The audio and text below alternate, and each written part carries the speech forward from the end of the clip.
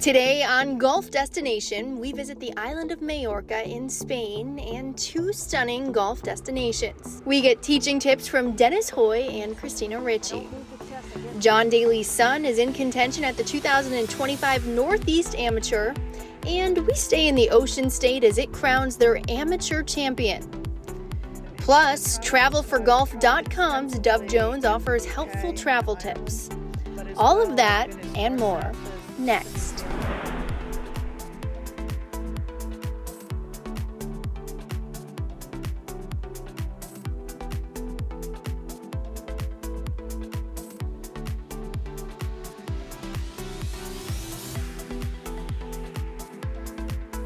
Welcome to Golf Destination. I'm Meredith Gorman.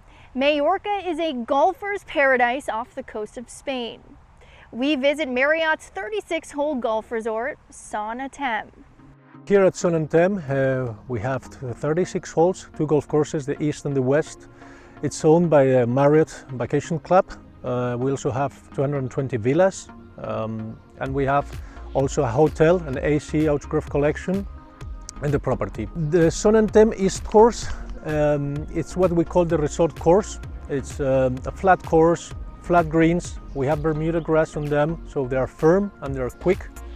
But to try to maintain them as easy as possible to our day-to-day players. We try to get here higher handicaps, families, and people that like to enjoy with good results. From the back tees, we have 6,800 yards. We have 4 different tees. We place it by yardage, not by colors, so pretty much every player is welcome to play from the tee which fits better for their game. When Marriott came to the property, they decided to build the second course, the west course, which is more challenging in terms of playability. It's a little bit more American design, so wider fairways. We have bigger greens, they have much more movement. There's a lot of bunkers, and we have certain water hazards around that complicates the course. It's a really tricky course. You need to play the driver in very straight and in the correct position of each fairway every time. For the day-to-day, we try to maintain it in easiest playable conditions, but when we have some kind of tournament that increases the level of the players, we put it in quite challenging conditions. It's a course that can allow you to place it in several different conditions. You can play driver every hole, but it's more important to keep the ball on the fairway than distance. In terms of a strategy, I would recommend to play some hybrid at least to put the ball on the fairway. Otherwise, reaching some certain greens from the roughs, it gets a difficult approach. We are also open to exterior players, pay and play. We have our bets available right on the webpage. We have different packages to play both courses, and if certain specific needs, better to contact us, and again, we'll do a tailor-made package, but everybody's welcome at Son Atem. Thanks, Iago. Dennis Hoy joins us from halfway around the world to give us this teaching tip. Good morning, this is Dennis Hoy, the golf professional at Yarmouth Golf, here with my assistant Ian DeArmond. Today we're here to talk about alignment, which to me is one of the most important factors in a golf swing. Most mistakes happen when you go to play before you go to hit a shot. One of the big things that happens if your alignment's off, the path that your golf club is going to swing at is usually going to be off. So what we're trying to do today is get you set up so your hands and your golf club can comfortably release towards the target, and that takes away a lot of mistakes that happen on the golf course. Okay, one of the most important parts today we're going to talk about is when you get set up to hit a golf shot, whether it's practicing on the driving range or out on the golf course, the number one thing you always have to remember is whatever your target is on the golf course, what you're trying to do is make sure that the club face is pointed at the target you're shooting at. So basically, if you're looking at a golf ball here, right, and you're going to aim towards the target out in the golf course, you're going to set your club face up and try to point that right at the target you're trying to hit at. Now, what also happens is your feet, hips, shoulders, and everything are going to be parallel with where the club is aiming. But it's like a set of train tracks, what you're going to see. is this club, and this where your club is pointing goes down this target line, and the feet are parallel. That way, when you go to swing the club, that the club then can release towards the target comfortably. That's why it's so important, especially for beginners when you're playing. You should be able to get this part down first. It's going to make your world much, much easier when you go to play and start learning if you get your alignment correct.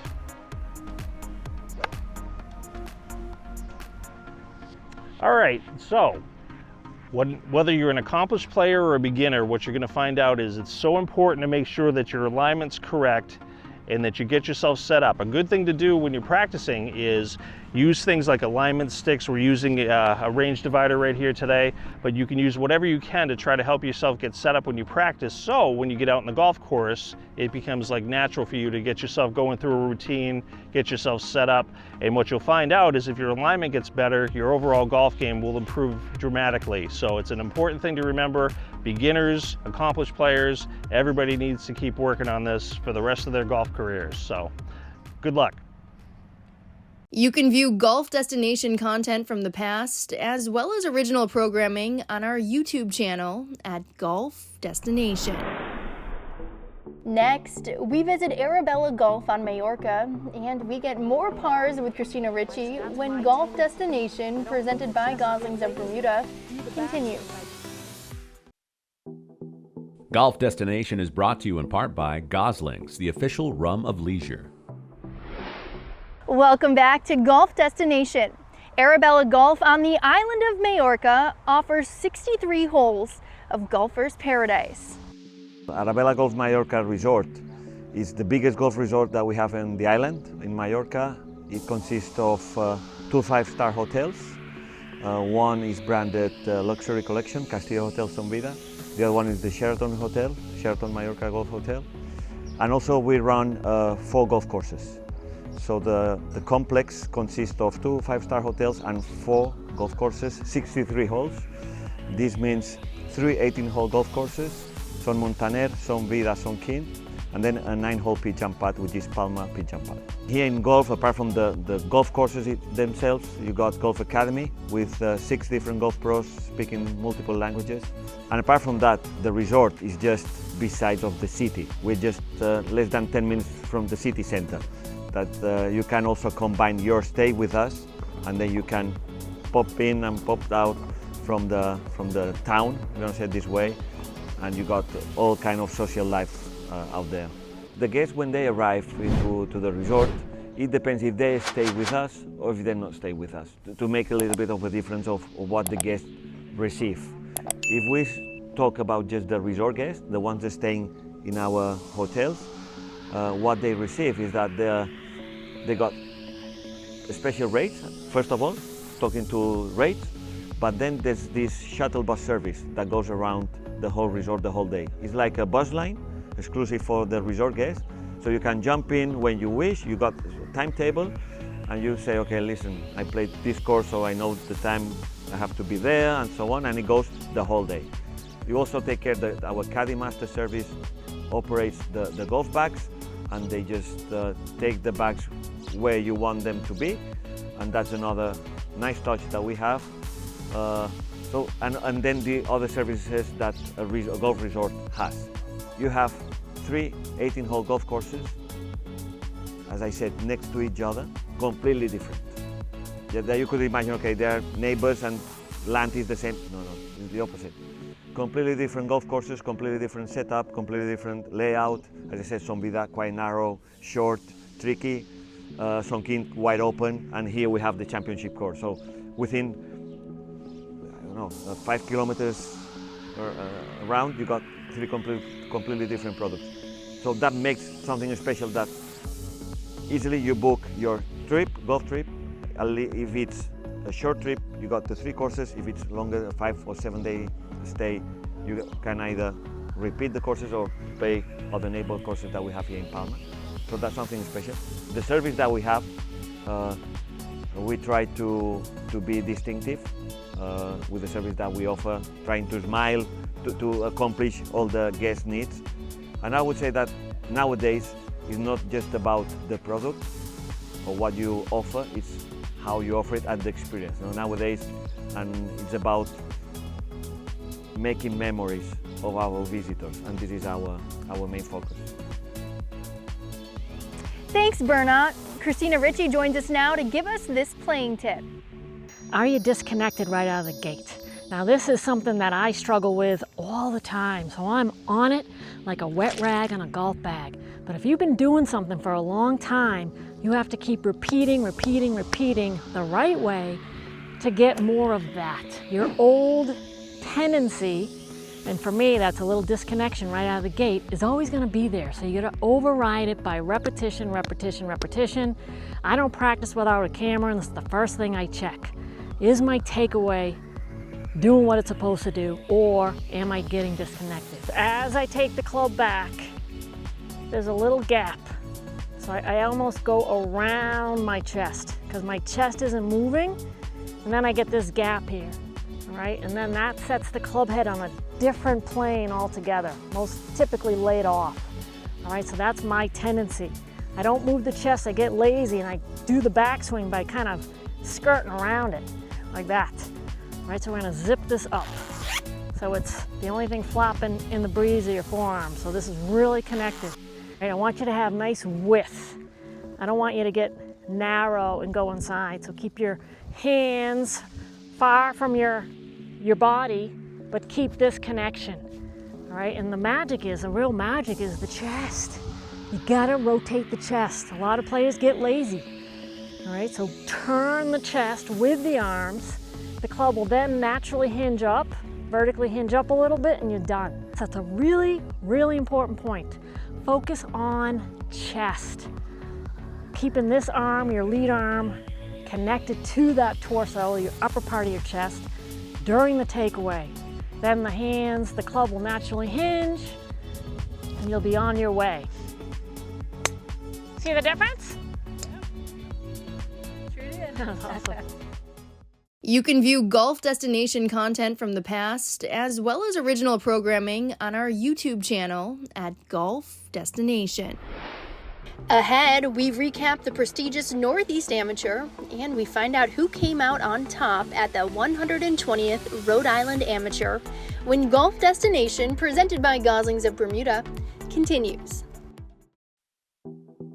Golf Destination is brought to you in part by Goslings, the official rum of leisure. Welcome back to Golf Destination. Don Coyne joins us now to recap the 63rd Northeast Amateur. The 63rd Northeast Amateur at prestigious Wannamoisa Country Club teed off Wednesday, and the best round of the afternoon shot by the youngest player in the field, Miles Russell, a 6 under 63 and nearly birdied 18. Hit a lot of fairways, hit a lot of greens, played just solid. And the greens are awesome. That old Donald Ross. Just got to hit it in the right spots and try not to leave yourself to downhillers, otherwise it can be really hard. History made at the second round, Oklahoma State's Preston Stout with a possible record-setting round at 8 under on the par 69, and the course record of 61 was in danger of being broken. No idea, no, I was trying not to think about it, but yeah, they told me when I got into scoring, so.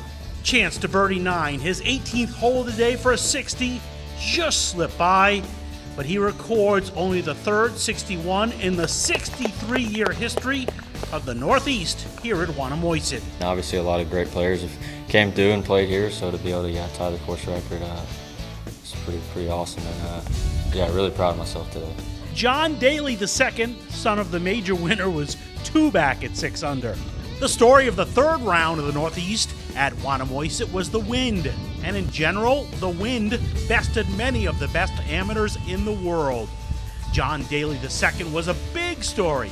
Starting the day 2 back in third, he hung tough. Lil John making a birdie on the 5th. That was honestly one of the best 2 over 4 rounds I've probably played in my life. I mean, it was brutal from when we teed off to when we finished. For the first time in the history of the Northeast, no one shot under par or even par for a round. Stout, who had the course record-tying 61 in round 2, started the final round of the Northeast with a 1-shot lead over Daly, and lurking just 2 back was the 16-year-old phenom Miles Russell. Daly just couldn't seem to ever master the greens on the final round, misses a birdie putt on 3, and then misses a par putt on 4, and suddenly Stout had a little cushion. Stout with the great chip on the par 4 7th, setting up another bird. Where does this rate with your accomplishments? It's up there for sure. I mean, this is one of the biggest events of the year in the summer for us college guys, so yeah, I mean, it's definitely up there. As Stout would run away and hide from the field, the approach to 14 that set up a bird about ended it. Stout a birdie on 16, and right after nearly an eagle on 17, but a tap-in bird there. The lead was 8 heading to the final hole, and that was the winning margin at the prestigious Northeast Amateur. Proud of myself, I think. Yeah, there's just a lot of great players that come through here and win this event, so yeah, to put my name up there with them is awesome. So it's a great week, a great event, and yeah, just really happy. Fond memories of Wannamoisa Country Club? Of course, yeah. I'll always love this place now, I guess. So. For Golf Destination, I'm Don Coyne reporting. Now, Don travels to Rhode Island Country Club for a recap of the 120th Rhode Island Amateur. The 120th Rhode Island Amateur at Rhode Island Country Club. The big story here going in, 2-time defending champion and 5-time overall winner Bobby Leopold with a chance to make history. A 6th Rhode Island Amateur Championship would tie the all-time record. It's kind of in the back of my mind every shot, probably. Trying my best just to ignore it, and I'm sure as things progress, it'll get tougher and tougher to get rid of those thoughts, but I'll do my best. Leopold, one of 10 past champions in the field. Every time you win and every time you're defending, it's, you've got a target on your back. Everyone wants to beat you.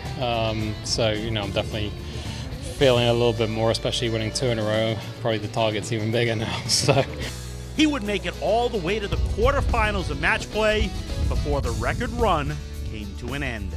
Coming off a 23-hole marathon win the day before in the Sweet 16. Whether that was fatigue, whether that was just, 12 matches in a row or something, so this was the last kind of, unlucky number 13, I guess you would say, but yeah, proud of that. Every time you go through one of these, it's a long week, it's hard, so. Sad to see it end, but next year I'll try and keep it going again. Former 2-time Mass Am winner Mike Califf would make it to the finals in RI this time. It's my caddy. Bob is a member of my club, and he's one of the best green readers I've ever met. And so at this specific golf course, he's been invaluable to me. His only issue for the finals is with his caddy. My caddy has a wedding to go to, so we're gonna have to negotiate. Hopefully not his own wedding. No, it's his son. It's his son who should be playing in this tournament as well, I know. His opponent in the finals, former Rhode Island Am champ, Jake Bauer. Honestly, I hadn't played a Rhode Island Am since 2018 when I won at Ledgemont. I mean, it was a great match, and I'm really glad I was able to at least get one up in the match for how it started earlier this morning. I definitely had my chances to, when I was 1 up, to go 2 up, but obviously they didn't fall, and it's okay that they didn't. Finally on 16, with the help of his caddy reading putts and, well, not supposed to be here, he tied the match on the 34th hole. Wedding looming over us. We didn't know if he was going to leave on 15 or 16, or he said, I got to go on 17. And then he's like, no, I'll go on 18. And more help on 17, the 35th hole, to go 1 up with 1 to play. And needed a 2-putt for the title. The 2-time Mass Amateur champ now playing out of Wanamatanami with his first Rhode Island Am title. We'll have a hard time not being emotional on this whole thing. Fortunately, Bob could stick it out and then take my ball and run. So, for Golf Destination, I'm Don Coyne reporting. You can view Golf Destination content from the past, as well as original programming, on our YouTube channel at Golf Destination. Coming up, Dove Jones, our travel expert from travelforgolf.com, offers us some travel tips when Golf Destination. Golf Destination is brought to you in part by Gosling's, the official rum of leisure. Welcome back to Golf Destination. Now let's listen to a clip from the travelforgolf.com podcast hosted by Dove Jones. So I've been in international golf travel now for almost 30 years. I started with Perry Golf. Even before that, I was in incentive travel. So I've traveled extensively in the UK and Ireland, but as well, I've been as far south as the tip of New Zealand and as far north as Scandinavia. I've been to Asia, I've been to Africa, I've been to South America. So I've pretty much done the globe with golf, and it's been a fantastic experience. The most important thing when you're traveling internationally is to make sure that you have all your ducks in a row, even before you make your reservations. Every year, at least once or twice, we have people that can't go on their trip of a lifetime that they've paid a lot of money to go on because they didn't realize their passport was expiring. Your passport expiring doesn't mean you're coming back in June and your passport expires in August. Your passport has to be valid at least 6 months past your date of return. So, and with the passport backup in the United States, it might behoove you to use an expediter. We've found people that can't find their passport. So before you even make your reservations to go overseas, I strongly suggest that you take a look at your passport, make sure you know where it is, make sure that it's not expiring within 6 months of your date of return, and it will make your experience a little easier. The other thing too is jet lag. It's only a 5-hour flight from New York to the UK. So I tend to find that rather than, even if you're tired when you land, if you keep going until it's nighttime there. It's pretty easy to do going that way. I have more trouble coming back from the UK, but it's just an adjustment on the time zone and knowing where you're going. If you're going long haul, somewhere like South Africa, which is a fabulous destination, you might even want to consider spending a night or two in London and then continuing down, because the difference in time zone there is only an hour versus 6 hours coming across, and then you're not wasting any time. If you'd like to learn more, visit our online hub at golfdestination.tv. Thanks for joining us for this episode of Golf Destination, and we'll see you next time.